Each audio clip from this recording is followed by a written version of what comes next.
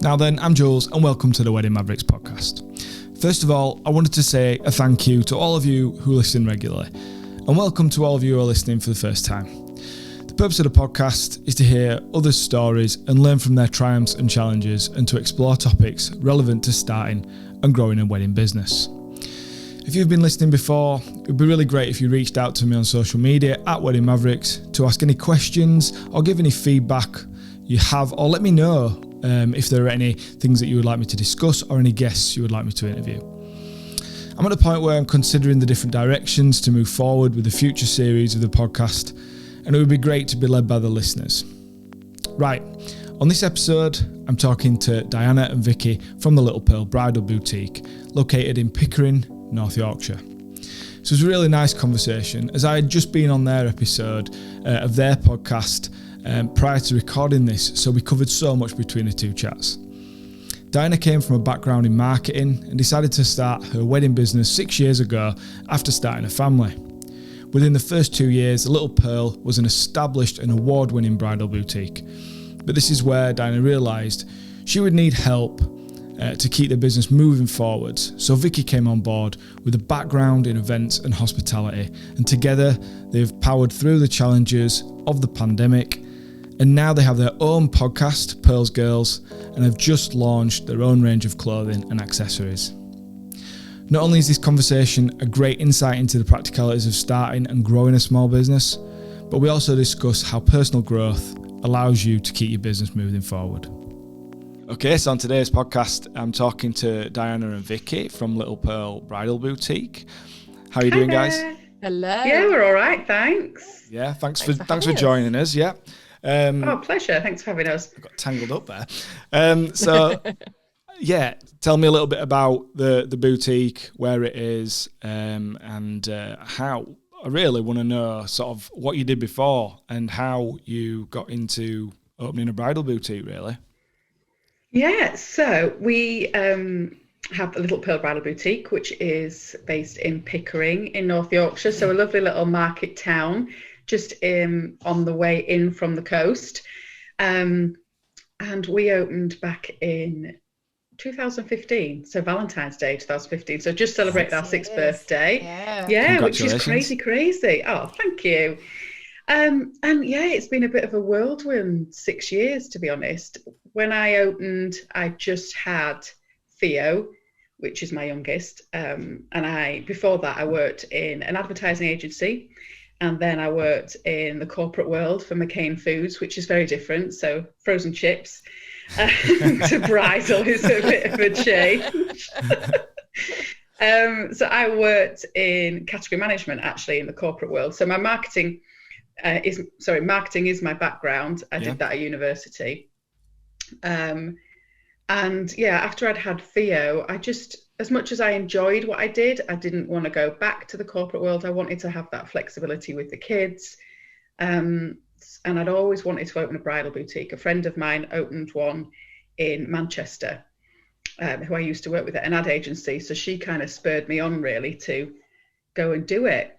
So we found the perfect property in Pickering. I didn't want to be on a high street in a big town centre or anything. I wanted to be a little bit more tucked away, to create more of a destination kind of boutique. Yeah. So Pickering was ideal, really. Yeah. So we found the perfect property, and we opened our doors 6 years ago. Brilliant. Yeah. So to kind of rewind a little bit there, so you were in, did you say marketing and advertising? That's what? Yeah, so I did marketing at uni in Manchester. Then I went off and worked at an ad agency for Cheat & Bell, JWT, if anybody's familiar with the ad world. So a little different, absolutely loved it. But then I moved back to Scarborough, so I couldn't obviously commute to Manchester. No. If I could have moved my job, I would have done, because I absolutely loved the ad agency world. It was very fast-paced. And then, moved back and started working for McCain in category management, which is a bit salesy and marketing at the same time. A lot of kind of number analysis as well. So it's given me a bit of a broad background in the analytical side, marketing, customer service, sales.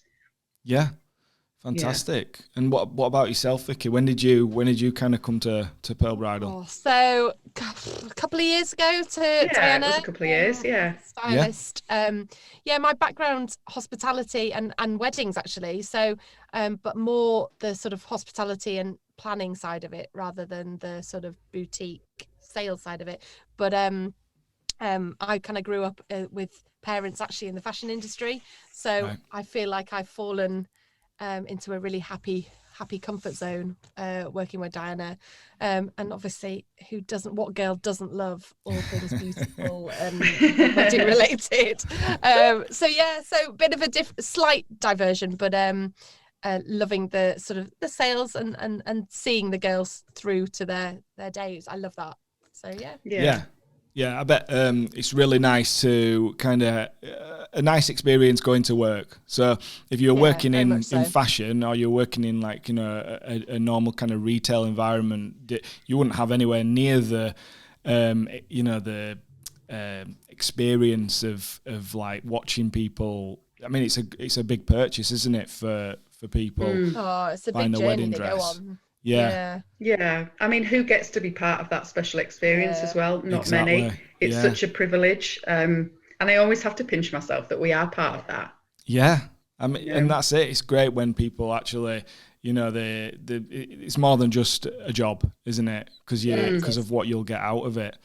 So we go back to the kind of the marketing side of things. Where I mean, that must really kind of assist the way that you've developed your business because of that kind of background, and I suppose the mix of the two of you working together now as well, with your what you've done previously. So, where I know you said about your friend opened a bridal boutique, and that's so. But what was that process like? Because I know what it's like trying to start a business, and I didn't have to find the premises and sort of build get stock and things like that. So, how did you find it at first? Was it kind of quite a big jump from having a job? Yeah, it was. I mean, it was quite daunting. I think there's a bit of a perception out there that owning a bridal boutique is all glamorous and the best job in the world, which, yes, don't get me wrong, they are great traits to have as a bridal boutique owner, but it's flipping hard work, and it is a huge investment as well initially. You've got to, people don't realize that you have to buy all that stock that you have in your boutique as well. So it is a huge outlay of cash, for want of a better word, to start with. So you've got to kind of have that behind you, and finding the right property. Thankfully, we were able to purchase the property. My mum is my landlord. Right. So, without that, things would be a lot different. We would be paying huge high street rental rates. Yeah. So for us, that was a massive bonus. But a huge learning curve, really, because you've got your initial setup costs. The first year was amazing, just getting to know the industry and getting to find our feet. I had Emma, who owns Love Bridal over in Altrincham. She's a really good friend of mine. She was my boss actually at the ad agency. So she went and set up her boutique, and I obviously picked her brains immensely for starting our own boutique up. So, massive thanks and credit to her as well on that. But the first year, huge learning curve. Amazingly, we won 2 awards in our first couple of years. Right, that's brilliant. Which was great.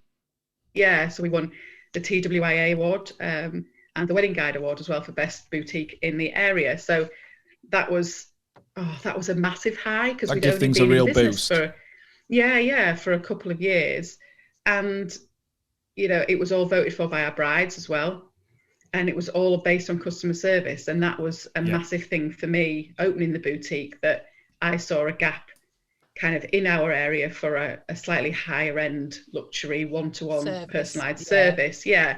So that's the main ethos really behind the Little Pearl and what I wanted to create. So to be recognized for that is amazing. Amazing. Especially in the 2 years. But then you do hit that point, as anybody will know in a business, and then it becomes hard work to maintain that and then to keep growing. Yep. And I think I hit a point probably year 2 when I was doing everything myself and I needed some help. You know, how do you work every day of the week doing all your bridal appointments and work on your business at the same time? It's just impossible. Yeah. So I took on some staff, gradually, you know, increased it as to what I needed. And then, Vicky started with us. She is amazing. Super stylist. You are. So taking on employees as well was a big thing for me because I'd not done that before either. And to be able to then delegate to other people and relinquish that control, because Vicky will know I'm not very good at that. But I need to do more of it. Do you not? Oh, thanks. No, I don't, honestly.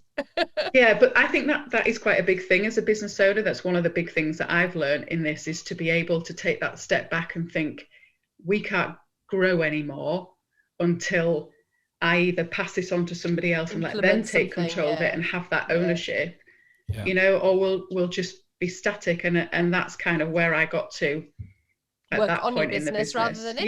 Yeah, exactly. Yeah. That everything you were saying there, even though I don't have a physical location, stock, employees, I can totally relate to all of that, because they're all questions that I've asked myself, you know, over the last few years. We've probably started out in business, you know, you've probably been going a little bit longer, but it's, you know, it's that thing of you get to a point, don't you, where it's like you're asking yourself, I don't know how to be able to do everything I want to do without making some changes. And that's a scary thing, because you start a business and you're, like you've just explained, it went really well to start with, and you feel like you're in control, and then all of a sudden you start thinking, I don't, you know, what do I do now? Yeah, what's the next step? Yeah.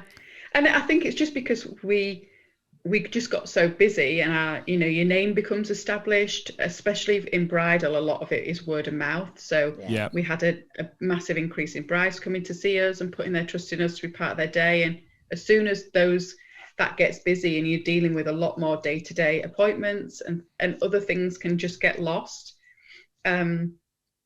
So that's kind of, we got to that point where I thought, I need some help now. And then as well, coming into lockdown, when have we ever had this time then to work on our businesses as well, and to take a step back again to work on it and think, right, well, we're going to move in this direction, we're going to add this in and add that in, and now I've realised even time more to evolve. how much more help I need. To otherwise you just become static, don't you? And you, it's like we said earlier on about growing with the times. Social media and stuff, and accounting and all this elements to your business, they're all pretty much full-time gigs, aren't they? So you as a business owner are juggling all of those, and where do you put yourself, you know? I think you've definitely got to invest more in yourself and recognize that that's okay to invest in that. Yes, it can be a bit of an outlay and an additional cost, but unless you do that, you're never going to get to that next step. You know, and I think that is really important takeaway, because a lot of people, they don't reinvest in the business because they think, well, it's going okay. And they don't realise that if you don't make the development changes as you go through and reinvest in your business, you will potentially run into some problems at some point. And it depends what you know, some people might be happy if they just start a business and it doesn't last longer than 5 years or whatever. But if you're wanting to have that longevity, which clearly you are having and want to have, you know, you've got to think bigger picture and spend a little bit of the revenue on, you know, like you've taken on people to help, which I imagine has then opened massive doors, allowed you to do so much more.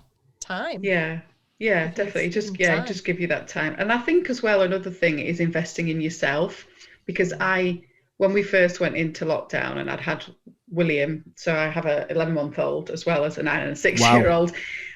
Yeah. So I'm quite happy to be open and say that I hit a bit of a wall, personally, and from a business sense, in that I needed a bit of a sense check as to, am I going in the right direction? Yeah. I want to get to there, but how do I get there? Because I feel like I've hit a wall. So then I kind of took the conscious decision to invest in myself and get some coaching and mentoring. And I think that's something that we should recognize as businesses as well. Yeah. That, especially because a lot of us work on our own in the wedding industry. You're not part of, and any small business, I suppose. Yeah. You are spending a lot of time on your own and listening to your own thoughts and questioning stuck yourself. In your own head, yeah. To invest in that has been a massive help for me, because it's helped from a confidence level, but also identify things that I hadn't thought about. Yeah. And give me a bit of a shift in mindset.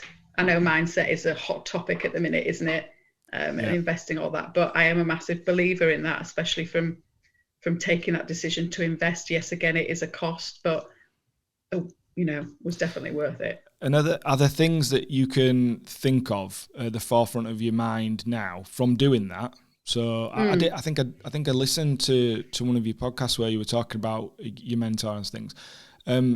So are there things that you can go, because I did that, these are like changes that I've been able to kind of implement, fairly quickly, and I might not have thought of them or done them had I not, done that step?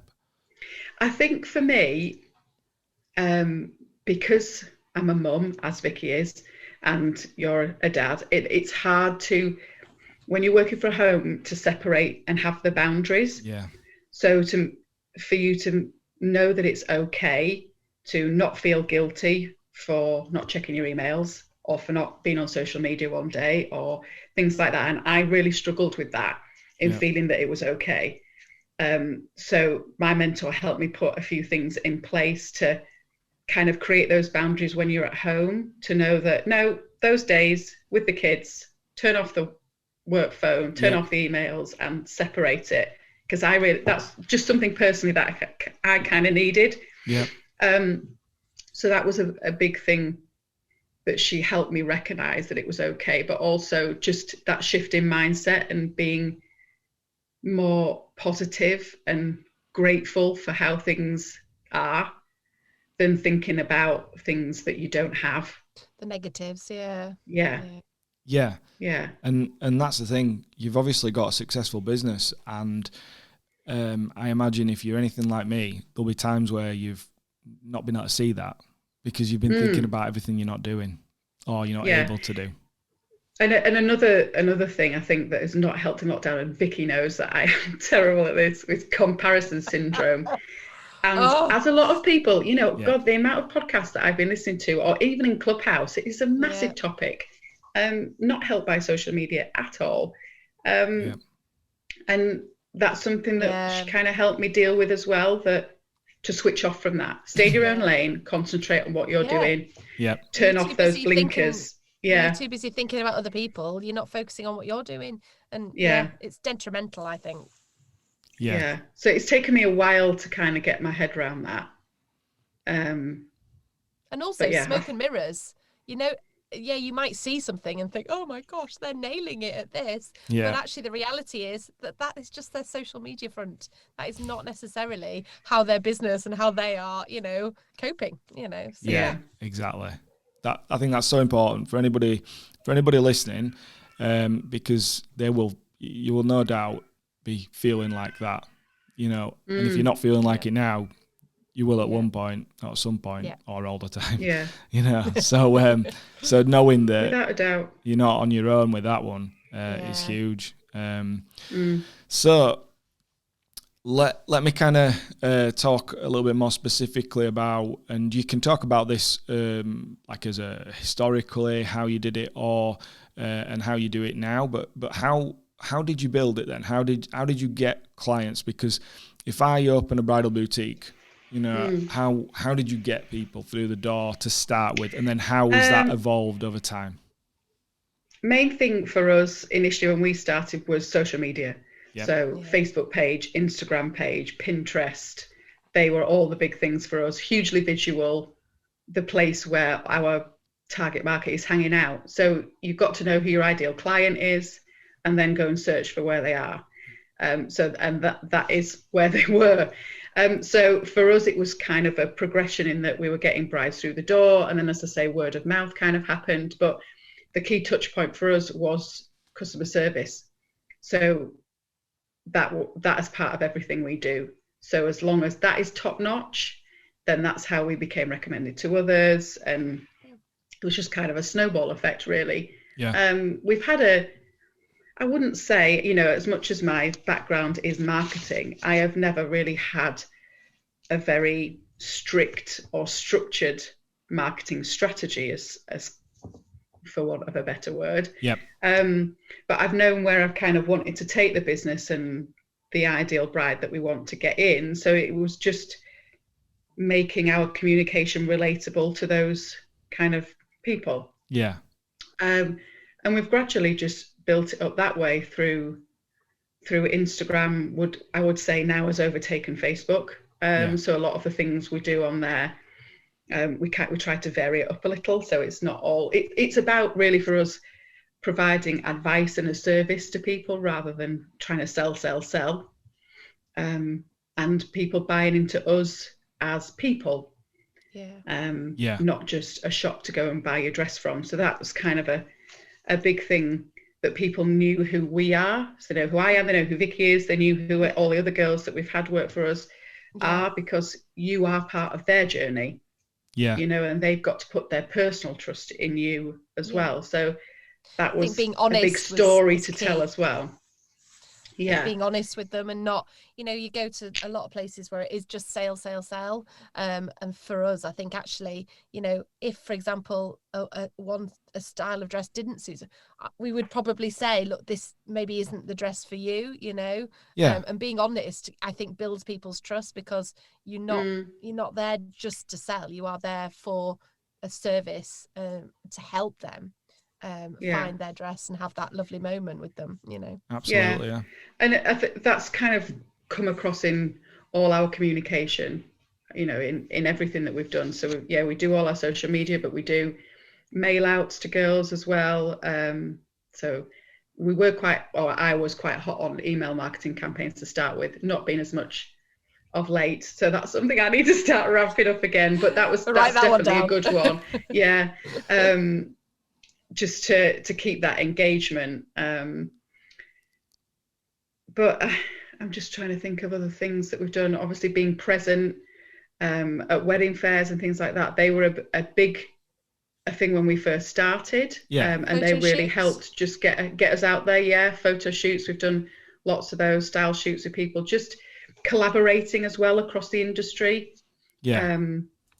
That's been a big thing that's helped kind of get our name out there. Yep. Especially in those initial few years. So we've done more of it of late as well. Yeah. And especially now, it's a great way just to reconnect and show that we are one community. Yeah. So there's a few things kind of to ask you about. So collaboration's huge. So I take it you do kind of style shoots and things like that. Yeah.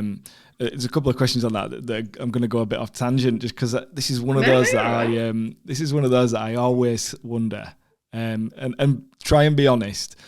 Mm-hmm. I watch them at style shoots, because I'll be doing the video most of the time. That's what I'm doing rather than photo, and I'm like thinking, the photographer will want the model to do this and to do that, and I'm like, that's an expensive dress. Like, you were like, are you ever like thinking, oh goodness me?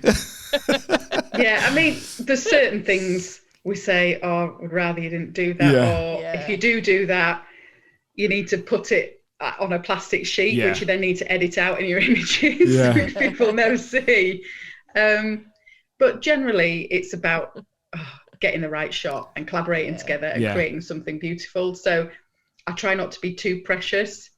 I always feel for the sort of the bridal boutique that supplied the dress, because you know, you can see them getting a little bit, like, you can see bead of sweat, and it's you know, because you don't want to ruin a really expensive dress. But generally, I would say anybody that we've worked with has been massively really respectful of of what kind of.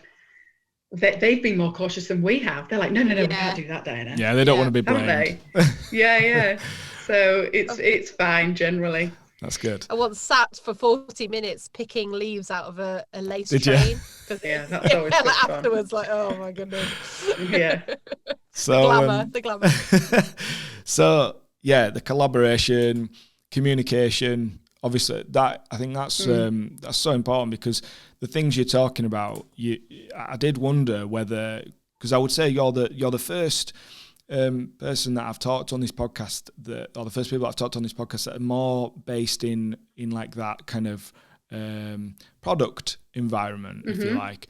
But what you're telling me is it's actually no different to what kind of I will do, or you know, someone else like a photographer or a planner or something will do on the day, because it is still service driven. Even though you're supplying a product, it's actually a service rather than you know, you're providing an experience, aren't you? So and it is all about the experience for us when they come.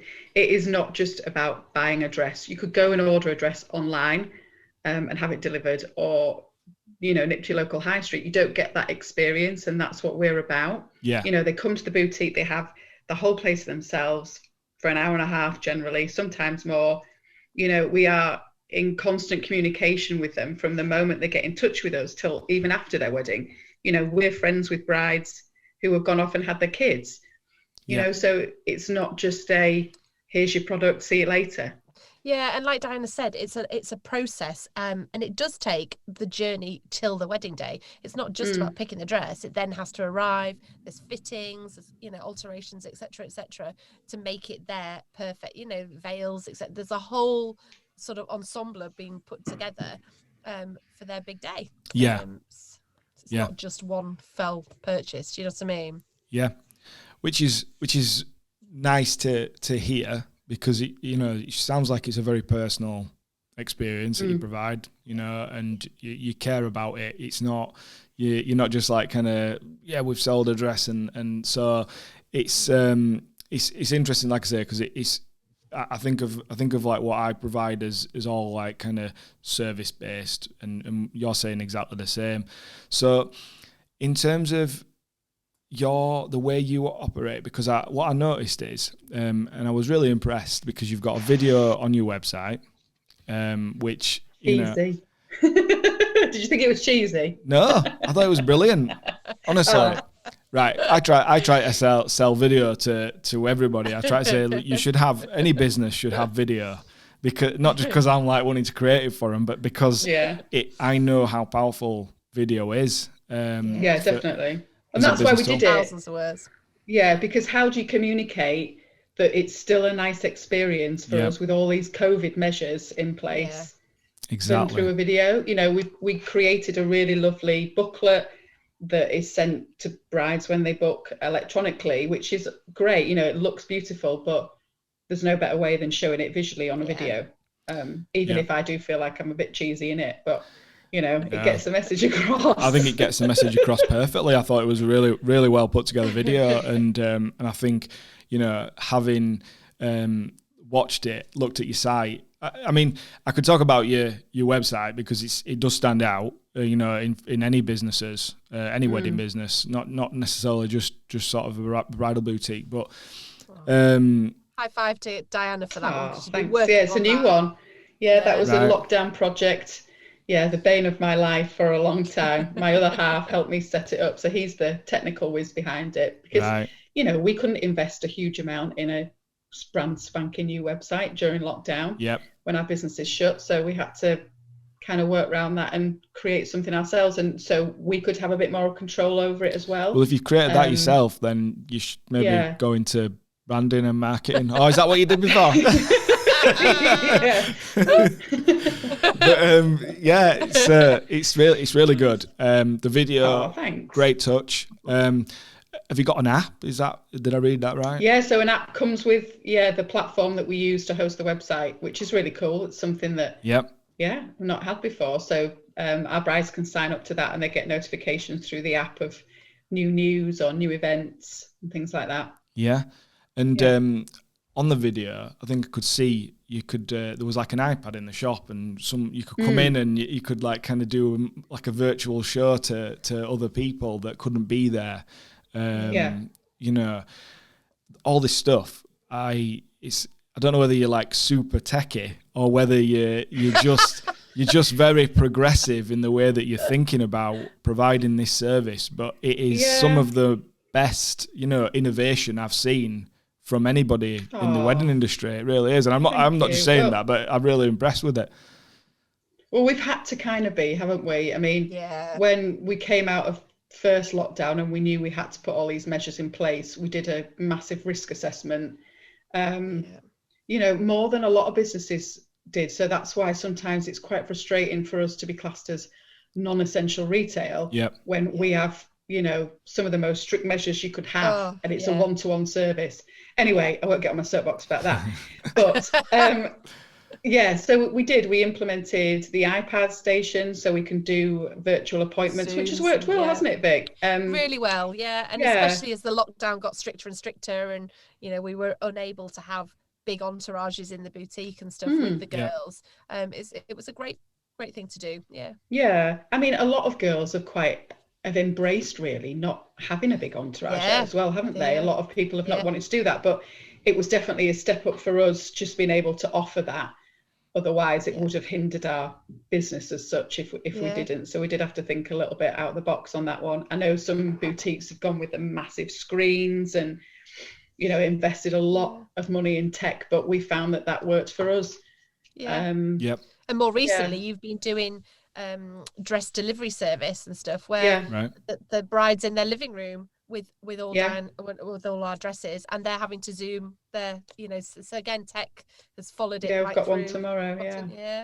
Great. So it seems like you've had a very innovative approach during these times, but I get the impression that it's not just it's not just a snap thing of like, oh well, this has happened, we'll have to do this, but you obviously you're not just going through the motions of how to do, how to open and run a bridal boutique. You're actually trying to think about ways to make it different, innovate, improve the service that you provide.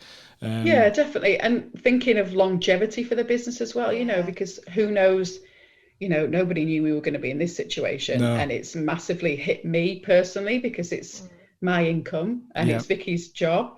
So it's also thinking about other revenue streams with business head on, that can kind of help to get us through personally as well. So we've had to think a little bit differently, but also doing things that are in keeping with the brand as well. I think that's an important point.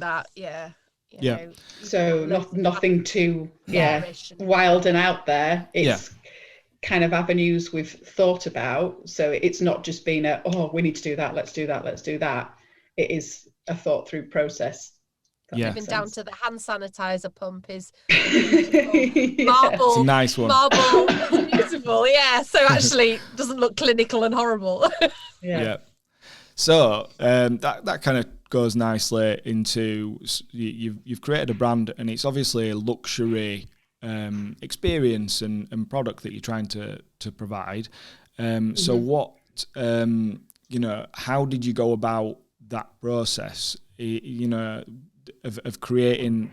Did you do the whole ideal client exercise and what have you, or did you just kind of think, no, I know what the person who comes and buys a dress from here, I know kind of who they are, what they're about, and I know how to speak to that person. Is that kind of what was the way that you went about it? Initially, when we first opened the boutique, I knew what designers I wanted to stock because I knew there was a gap for the designers that I liked and thought there would be a need for around here. So that's kind of where I initially pitched it. Excuse me. But as we kind of developed the boutique, we got more of an understanding of the brides that we were attracting, because they were buying into what we were about as individuals.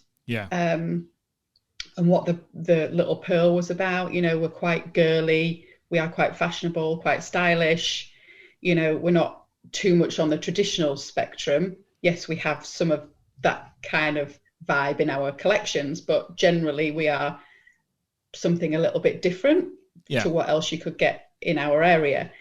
And then as time has gone on and we've developed collections and got to know our brides and who they are, our ideal client has slightly changed, and we are constantly reevaluating that as we've gone on and seen markets that we're maybe not potentially tapping into as much, which we've kind of over time realised that we wanted to be a little bit more higher end. So we've gone down that avenue. So higher end in that, I mean, like our dresses are 2,500 up to 3,500. So that was a market we weren't sure whether we could kind of facilitate, but we have been doing.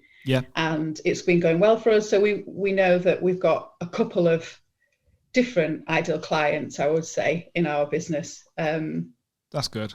So yeah, it kind of it evolves.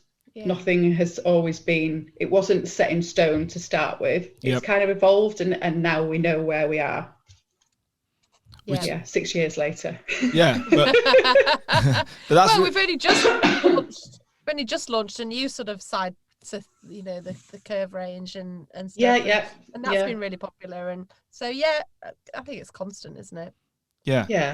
And so how did you go about choosing which sort of designers and things like that to stock?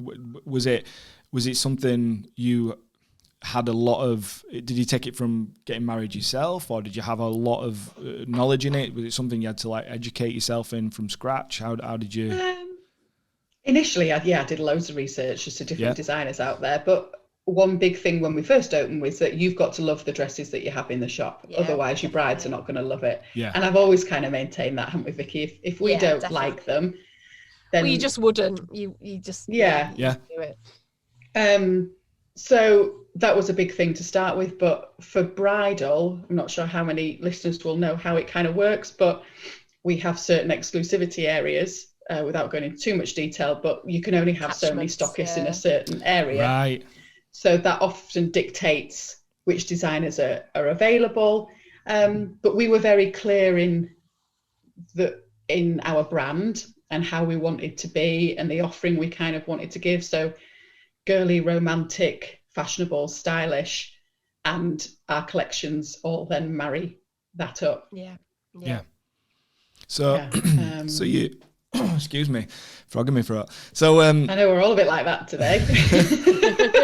So did you? I guess there's some kind of relationship building with suppliers then, and designers. Without a doubt. I mean, I would say 80% of it is the relationship with your supplier.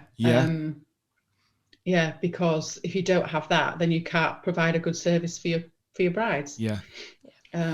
So that's a big thing for us when we're looking at new collections. And yes, the collections have got to be amazing, and keeping them as well. So, you know, to evolve and keep a collection.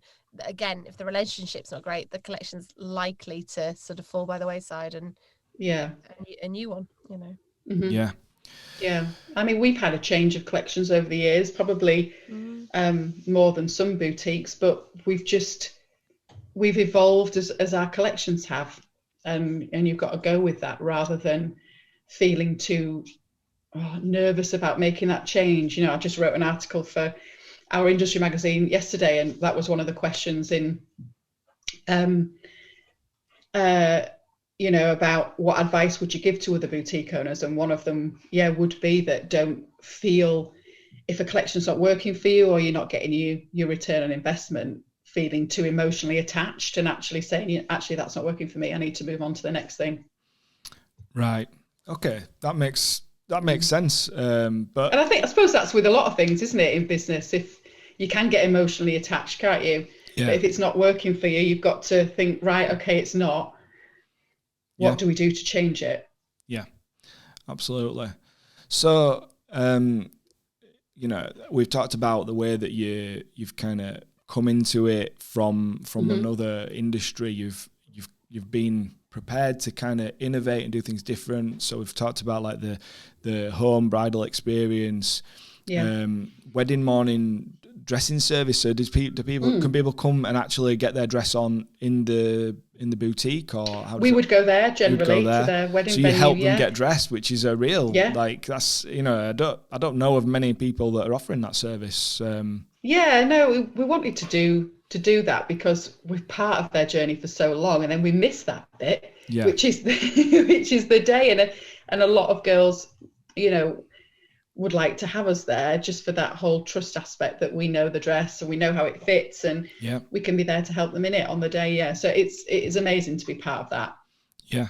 But again, it's about this experience, and not just following kind of the rules of we sell you a dress. You've really gone over and above, and I like the way that you've kind of evolved and innovated with all that.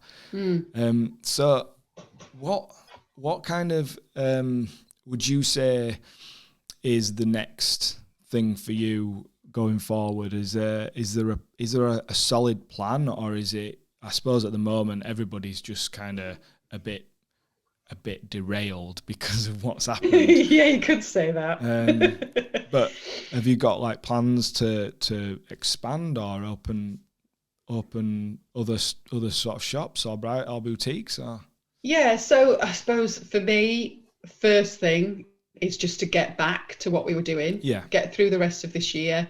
Get all our brides back on track with their dresses and get them all ready for the weddings, and then just take stock of that, get back into it. And then in terms of growing the business, this time has given me that to show the elements that I need help with, so that I can take more of that back seat to grow the business from even where it is now. So just for we have one fitting room in one building. Yes, we've got a few floors, so we can adapt and maybe add another fitting room in. So that's a potential. But ultimately, I'd love to have another boutique, or maybe go into Mother of the Bride. I'd like to do that. But again, that's a big investment. It's not something that's hugely catered for around where we are, in the kind of way we want to anyway. That kind of high-end experience. I mean, we're doing we're doing the podcast, so I want to focus some time on that and kind of build up a good listening base for that and see where that takes us. You never know what kind of doors that might open. What else? And then we've actually got a merchandising range, or clothing range I like to call it, that we're launching. Called LP Boutique. So that's something that is not just geared towards our brides, it's something for everybody. Still on the girly spectrum, but it's something to either clothing based or accessories. So we're going to be launching that over the next week, which is exciting. We'll see what happens with that. That's definitely got legs to build on outside of the boutique. I'd like to have our own collection at some point, bridal collection. And that's cool. Something we could go into in a whole other podcast. Exactly. That's a whole other podcast. Starting a kind of collection of your own. I imagine that's there's a lot of things to be kind of thinking of in relation to that. So just kind of going back to the podcast then. So I've just been on your podcast this morning as well. Yes, you were. So tell me about you sort of starting that and what you kind of plan and where you wanted to take that really. So with the podcast, I wanted to give ourselves a different voice. So we have our hashtag Pearls Girls is our signature caption for girls who have joined our club as such. So all our brides, but I wanted to extend that into the wider communities. And yes, give advice about weddings. We've got such a fab network, even with yourself of all these people that can offer their advice for brides and grooms planning their wedding. But I did want to incorporate a little bit more of lifestyle topics in there as well. So we are going to focus on things like beauty, health, mindset. We've got one coming up on health actually tomorrow, and fitness.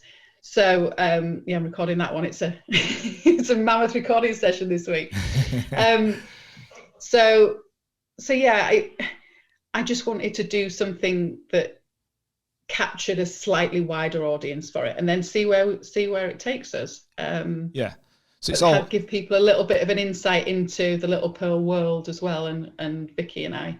Yeah. So it's kind of all part of like brand strategy type thing as well, sort of the name, rather than it being just a bridal boutique, you want to take it with the clothing line and the podcast. It's all kind of about building sort of that, I imagine, like strands of people getting to know you, so that it builds that nice foundation for whatever you do in the future, I guess. Yeah, exactly. Yeah. Nice to have a few little strings to our bow, but obviously the main crux of it has always been the Little Pearl Bridal Boutique. But just trying to think of different innovative ways to grow the brand in other directions, really. And it it couldn't have come at a better time, I suppose. It's a bit bittersweet, isn't it, in lockdown?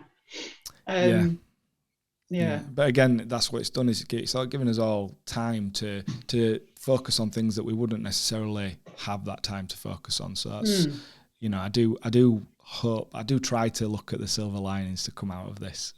There has to be some, doesn't there? There has to be. So what if you could give yourself some advice before you started your business, or you could go back to being a teenager and looking to go off to university and different now what kind of life has in store. Is there any advice you'd give yourself, the younger you? Do anything? Not to compare yourself to others, definitely. Just to stay in your own lane. That would be a massive piece of advice.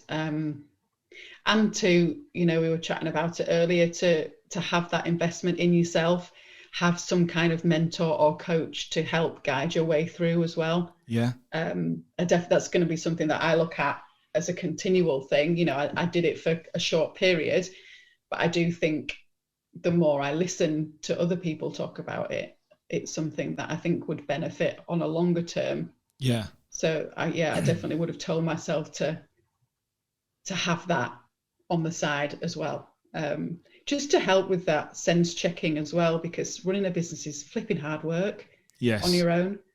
And to not have that support, because it's all right having your other half or your family or your friends, but they are emotionally invested to you. But to have that, mentorship kind of running alongside, I would definitely have, I should have done that a long time ago. And how would you suggest sort of someone finds that person? Because you've found somebody, and I imagine you've found that person through being in the industry. But if you got any advice? I mean, my mentor, I don't mind saying who it was. I had Charlotte Balbier, so she was a designer when we first started out. So we used to have one of her collections.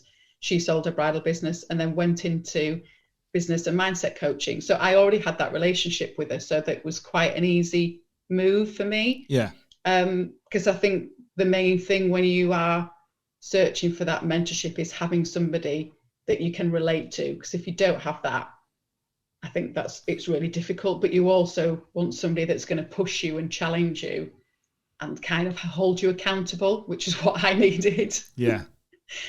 Rather than someone who's just there as a listening ear, so somebody that has achieved certain things that you potentially want to achieve, that can help you get there. That's great advice, really. Strange, isn't it? Because I think the era that we probably grew up, especially in this country, it's not something that's kind of, nobody tells you about these sides to self-development, if you like, and it's only now that we're starting to understand that it's okay to not, you don't have to like say, I know everything, and it, having someone to help guide you through certain things, or just like you say, hold you accountable to certain things.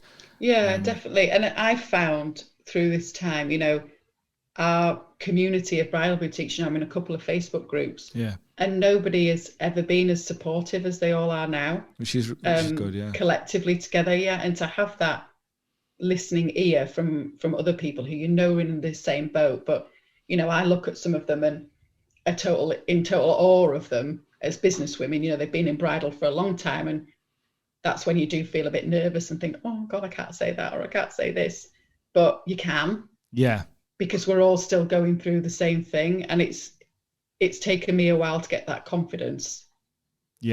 And you know, I can totally relate to that, because you know, talking to a fellow videographer, you know, just having a normal open chat, just a couple of blokes sort of saying, you know, this is how it really is, this is what I'm struggling with, type thing. You know, it's so helpful, because you realize, you know, that's not a mentor as such. That's just like, there's just two people doing the same thing who can actually relate, and understanding that you're not going through stuff. You know, it's not just you that's going through that.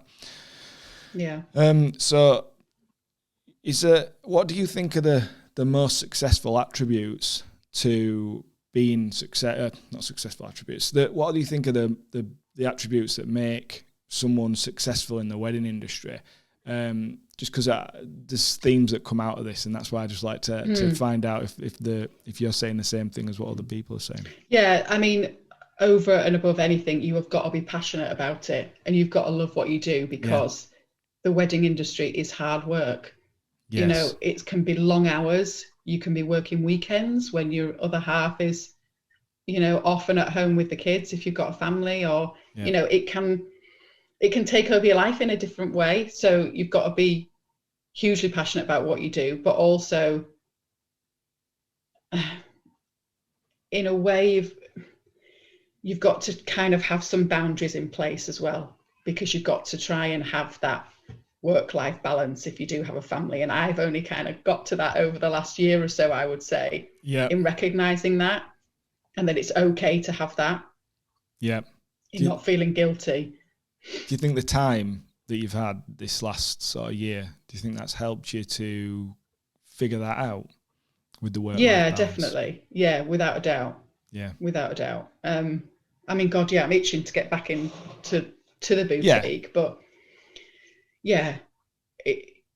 it's definitely shown me that you've got to have that, and you've got to feel okay about, no, I'm having the day with the kids or the weekend with the kids and switching off from work, and that your business isn't going to crumble underneath you if you're not on social media every 5 minutes.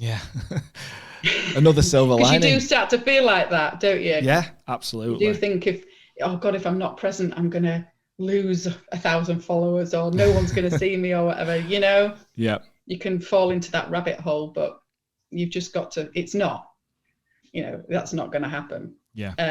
But so I'd say passionate, a massive thing for me. Being adaptable, like we have had to be over these last few months, would be another big thing for me. So constantly kind of reviewing things and changing with the times. Because brides are changing as well, and brides are changing what they want, and there's so much competition out there. Our market is massively saturated. And it's having as well that USP just to stand out from the crowd. Things are just changing. Things have never changed as quickly, have they? No. And I almost feel like this situation has caused things to, it will accelerate that change. So being adaptable is one that comes up time and time again when I'm talking to people. And that customer service as well, you know, it's at the forefront of everything we do. And I think it has to be for what we provide as an industry as well. You know, we all ride so much on word of mouth and recommendations, you know, and your customer service just does have to be up there, and it has to be at a point where you are differentiating yourself from your from competitor. Other people. Absolutely. Diana, it's been great talking to you. I really appreciate your time. Pleasure. If people want to check out the boutique or the podcast and the clothing line and stuff, how can they do that? So you can find us on Instagram, Little Pearl Bridal. We are. Website is the littlepearlbridalboutique.co.uk. you can get in touch with us on there. So our email address is info@thelittlepearlbridalboutique.co.uk. That is every form of communication. So all our clothing line will be launched on the website very soon. Yep. But yeah, main forms are just through Instagram. Send me a DM or Facebook. Yeah. Fantastic. I'm always online. Apart when you're having a day off. Yeah, we're all having a day off. That's been great. I really appreciate your time. Thank you. Oh, pleasure. Thanks, Jules. Thanks for having me. Okay, bye. Okay, thank you for listening to this week's episode of the Wedding Mavericks podcast. Don't forget, please rate the podcast or subscribe to hear future episodes. I'm told this really helps grow the podcast, so that's why I'm telling you to do it. If you want to ask any questions, make any suggestions, or have any say over the topics and guests that you'd like me to talk about, please DM me on socials @Wedding Mavericks or reach out to me through the website weddingmavericks.com. If you want to watch instead, all of our podcasts are also on YouTube. And yeah, I hope you have a lovely weekend or week, depending when you're listening to this, and come back and listen to next week's. Bye.